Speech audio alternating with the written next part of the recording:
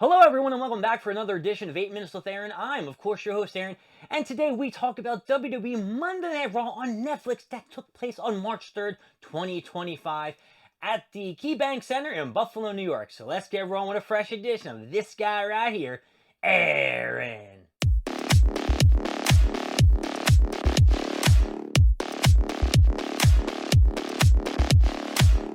WWE Monday Night Raw started off with a big bang, baby, as our boy CM Punk came down to the ring. He grabbed the mic on his way into the arena and he said, "I got a lot of shit to say, so who do you want me to start off with?" And people were chanting The Rock, people were chanting Cena, people were chanting Rollins. So he just began and started talking about the final boss, how much he hated him, how much he thinks he's a piece of crap, that he's gonna beat his ass, and hey, John Cena, you are just as worse. And you're not gonna fall for your piece of crap hustle, loyalty, and respect anymore. I know the kind of person you really were. I knew you're the kind of person that would do some kind of shit. And next time I see you, it ain't gonna go the same way. I'm gonna beat the crap out of you too. He basically called them two bald assholes, and then he said, let's talk about my little brother Seth Rollins, who cost him the Elimination Chamber victory somewhat because he gave him a nice curb stomp after he was eliminated from the match. Rollins' music hit and he started coming out of the ring. CM Punk didn't give anything. No shits, no were given. He dropped that mic. He took off his jacket or his shirt. I don't know if he even took off anything. He just ran over to Seth Rollins, started beating the shit out of him. Seth Rollins started punching him. They brawled all around the arena. Security, of course, and everyone from the back. What's his name? The general manager, I can't remember his name off the top of my head right now. Adam Pearce was there. They're all like breaking them up and shit.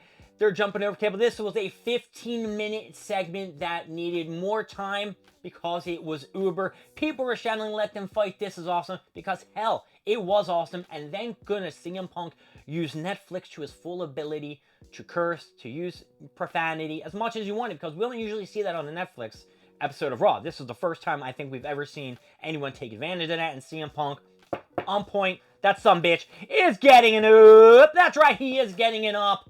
Fantastic opening to Monday Night Raw. Let me see here. The next match was Gunther had a match with Otis. This was actually a really banging match too.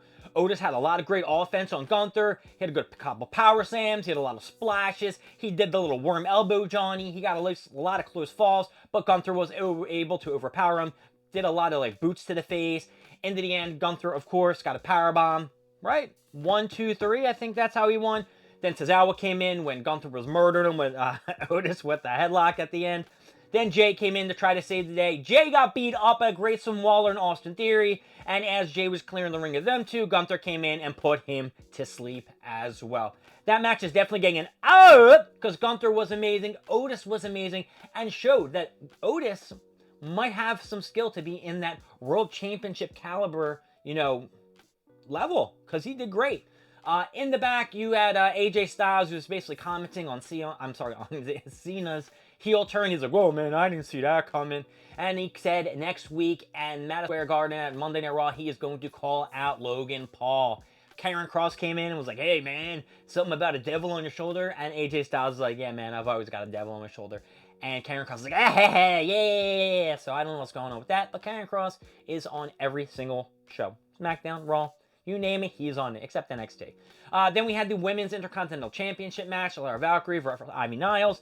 This match was amazing. Now, I'm not a big fan of Laura Valkyrie, but she put on a very good performance against Ivy Niles. Ivy Niles was unstoppable. She looked like she was extremely strong in this match. She was working on the leg of Laura Valkyrie to get her, of course, in the ankle lock. It really didn't come down to anything for her because she lost after Laura Valkyrie hit her bird move and a 1, 2, 3. The match is definitely getting it up, but overall, I have to say these two women put probably on the best match that I've seen in their career on WWE. I haven't seen them in NXT or anything like that, but on the main roster, I think that was probably one of the greatest matches that I've seen, and I could stand Laura Valkyrie during this match, so, All right.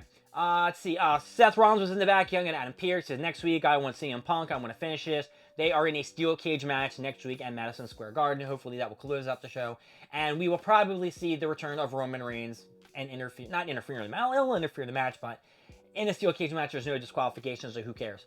My boy, Ludwig Kaiser, came to the ring and asked for everyone's gratitude as he beat Pete Dunne and Penta in a match last week in a triple threat match, and he wanted everyone to acknowledge that he is great and that Penta is a piece of shit. Penta, of course, came out and was like, nah, dog. He didn't say anything. Just came in, tried to fight my boy Ludwig. They had a nice back and forth. Both men looked strong. This promo was stellar. Ludwig looked like in championship material. All my favorite guys are looking great. I'm loving it, baby.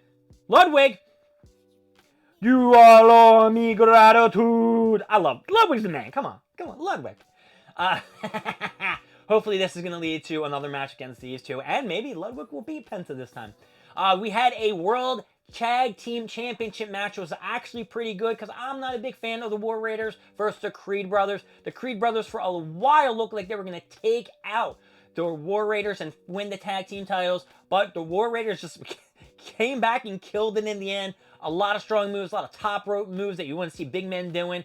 They were doing 450 splashes from, the Creed Brothers. I really thought this was going to be a night of American Made taking the titles. I thought Ivy Niles was going to win the Women's Intercontinental Championship.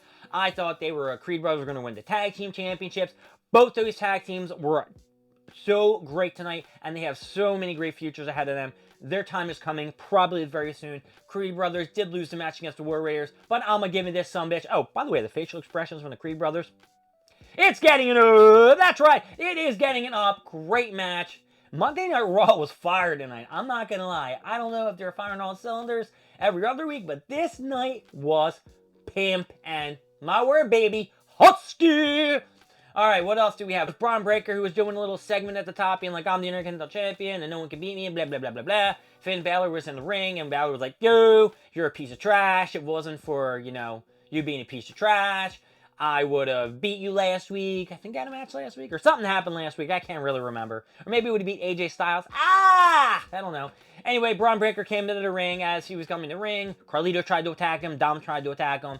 And then Finn Balor got a couple moves on him. Then Braun Breaker basically murdered the shit out of everybody, speared the shit out of Carlito, and Carlito looked like he died. And finally, we had the Women's World Championship match. Rhea Ripley versus Io Sky. Bianca Belair, of course, came down to the ring to watch the match. This match was fire, folks.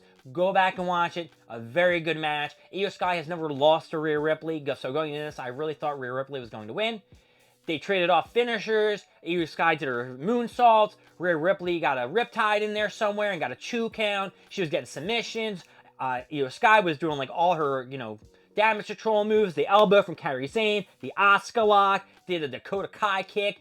In the end, Rhea Ripley got pissed off at Bianca Belair because Bianca Belair was cheering for Io Sky to get back in the ring. I guess it threw her off somehow. She tried to do a riptide off the top rope. Io Sky reversed into a Hurricane Rana. Moon over Sky. 1, 2, 3. We have a new Women's World Champion going to WrestleMania against Bianca Belair. This match is getting an up. That's right, and WWE Monday Night Raw, some bitch, you are getting an up as well. My name is Aaron. Thank you for joining me at 8 Minutes with Aaron. I will see you next time. Remember, more stuff, more things, and of course, more of me. I'll see y'all later. Bye-bye.